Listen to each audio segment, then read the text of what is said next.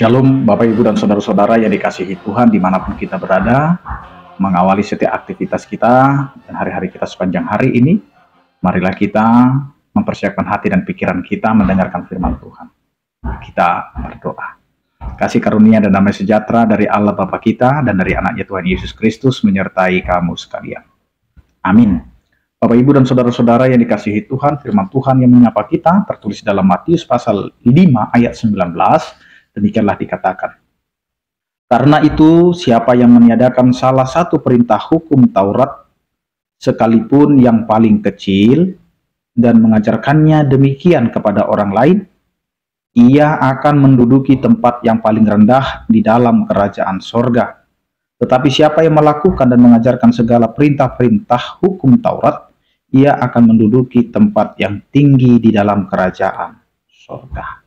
Demikian firman Tuhan. Bapak, Ibu, dan Saudara-saudara yang dikasihi Tuhan, kita adalah orang percaya, kita adalah orang yang telah dibenarkan, kita adalah orang yang sudah diberikan hikmat dan pengetahuan, di mana cara Kristus di dalam memberitahukan tentang kerajaan Allah adalah dengan mengajarkan kepada banyak orang. Maka siapa yang tidak tahu akan diajarkan sehingga mereka tahu.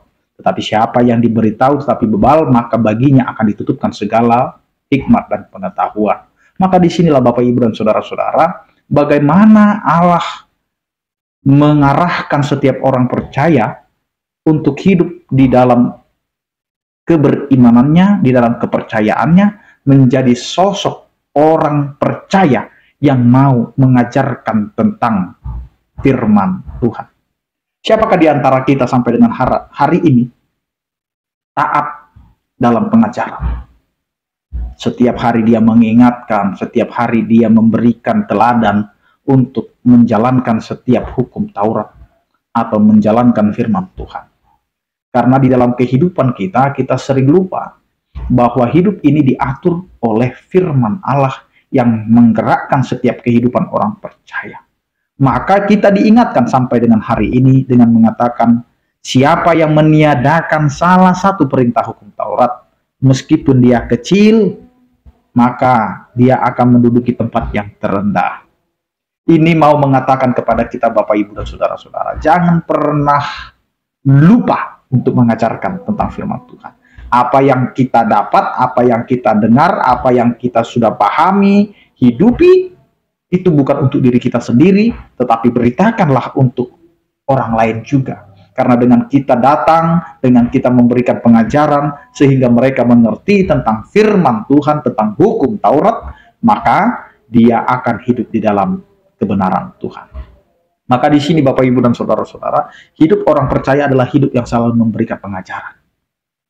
Maka setiap orang percaya hidupnya itu akan selalu menjadi suatu pengetahuan yang baru. Karena hidup kita diarahkan untuk menjadi hidup yang selalu memberikan pengajaran kepada banyak orang. Demikian yang kedua dikatakan, siapa yang melakukan dan mengajarkan segala perintah-perintah hukum Taurat, ia akan menduduki tempat yang tinggi di dalam kerajaan Allah. Jadi orang yang selalu memberikan pengajaran, meskipun terkadang dia tidak didengar, meskipun terkadang dia tidak dituruti, tetapi dia terus mengajarkan tentang firman Tuhan. Dan inilah yang akan menduduki tempat tertinggi. Karena itu sebagai orang percaya Bapak, Ibu, dan Saudara-saudara, jangan pernah bosan-bosan untuk memberikan pengetahuan, pengajaran tentang firman Tuhan. Siapapun kita, baik sebagai bapak, sebagai ibu di tengah-tengah keluarga, untuk memberitakan tentang firman Tuhan kepada anak-anak kita pada zaman ini. Karena mereka sekarang lebih percaya kepada media sosial, kepada TikTok, kepada YouTube, dan lain sebagainya. Maka sebagai orang tua masa kini, teruslah mengembangkan diri, teruslah melatih diri, membekali diri untuk bisa menjadi orang tua yang bisa memberikan pengajaran tentang hukum Taurat atau firman Tuhan. Karena hidup kita diarahkan untuk menjadi pengajar, untuk menjadi teladan, untuk menjadi orang-orang yang dapat ditiru dalam tingkah laku, moral, dan juga iman. Karena itu, jangan pernah jemu-jemu, jangan pernah menyerah, jangan pernah berhenti memberi pembelajaran tentang firman Tuhan. Amin, kita berdoa. Terima kasih Tuhan atas penyertaan kasih setiamu. Ia mengajarkan kami menjadi orang-orang yang selalu takut akan Engkau.